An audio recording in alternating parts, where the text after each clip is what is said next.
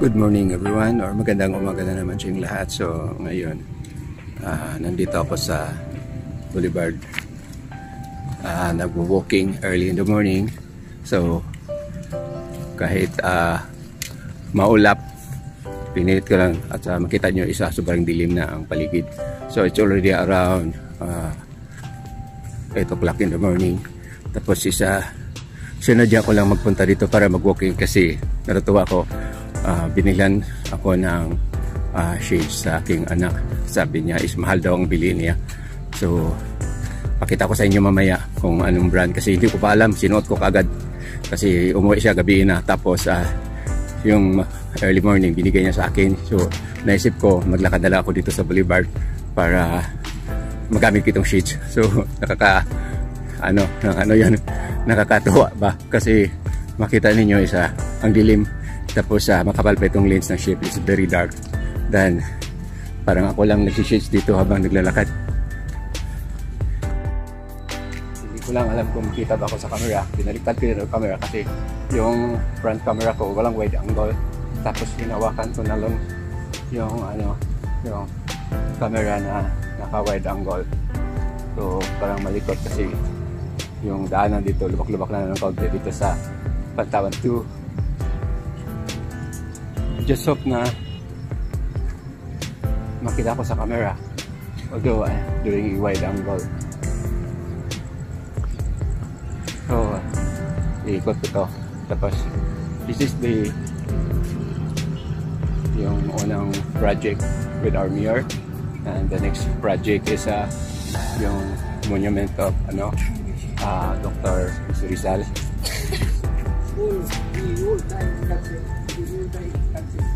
Then punta tayo doon sa, I think kasi parang last term na yata niya ngayon is last term na niya kasi I think tatakbo siya bilang gobernador ng lalawigan. O hindi ko na, basta ang narinig ko is bilang gobernador at tatakbuhin sa politika. Then my last project siya, puntahan natin with is pina-extend yung Pantawan 1, kaya ang magamit lang for the people na maglalakad dito is yung Pantawan 2 at saka Pantawan 3. So ito yung Pantawan 1. So nagawa pala sila na extension na around 10 meters. Yung para palaparin yung bali lalakaran ng mga tao papunta doon sa dulo, yung may pangalan na Dumaguete City, isusum ko. So itong Dumaguete City na pangalan. So yun ang Dumaguete City na pangalan. Tapos hanggang dito sa tinatayuan ko ngayon. So it is around 1 kilometers ang haba siguro, or sa tingin ko lang it's 1 kilometer, so 800 meters. So yun ang project na pag matapos ito, maging maganda na ito para sa ating kababayan dito sa Dumaguete at sa buong Pilipinas. So lakad naman ako paikot dito sa Boulevard area, which is tinatawag na ngayon Dr. Jose P. Rizal Boulevard. So since early morning pa, wala pang nakabukas na mga kainan dito sa Boulevard area, which is this pagkainan is preparation for the Dumaguete Pista. So ang dami nila, so gikang dito nagsimula hanggang doon sa dulo. Tapos daanan naman natin or puntahan natin yung kung saan yung nandun yung parang para sa mga bata, yung tawag na Kanyuris doon sa pinakadulo in Pantawan 1.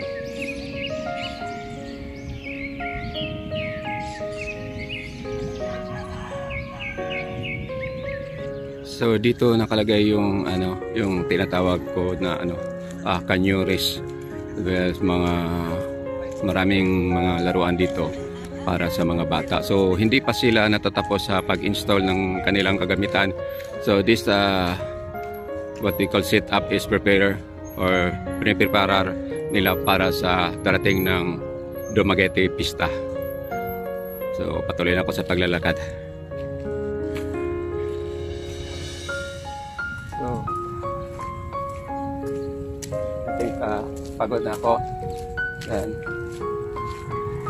babalik na ako doon. Kasi kailangan ko nang umuwi kasi malayo pa yung bahay namin.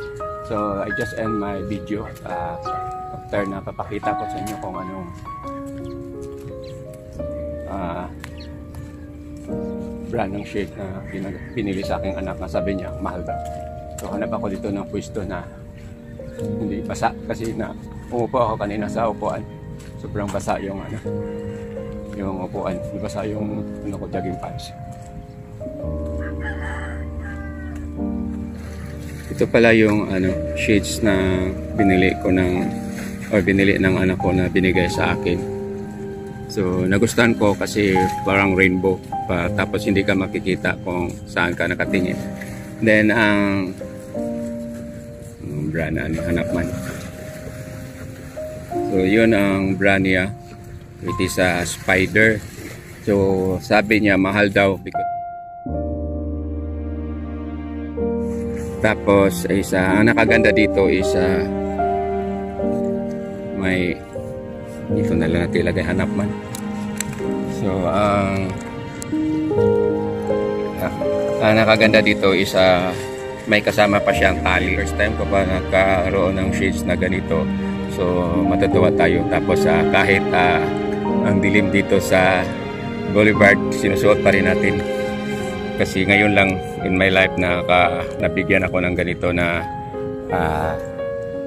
what do they call this? Anjuhos, antipara or shades. So for this morning, ito lang masishare ko sa inyo about my walking in Boulevard, Dumaguete City.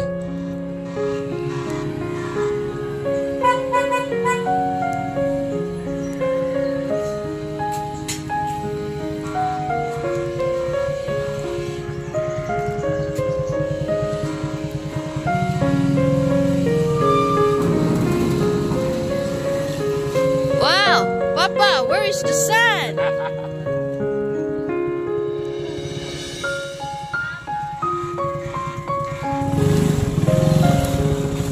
Galing kayo sa'yo kung pauli.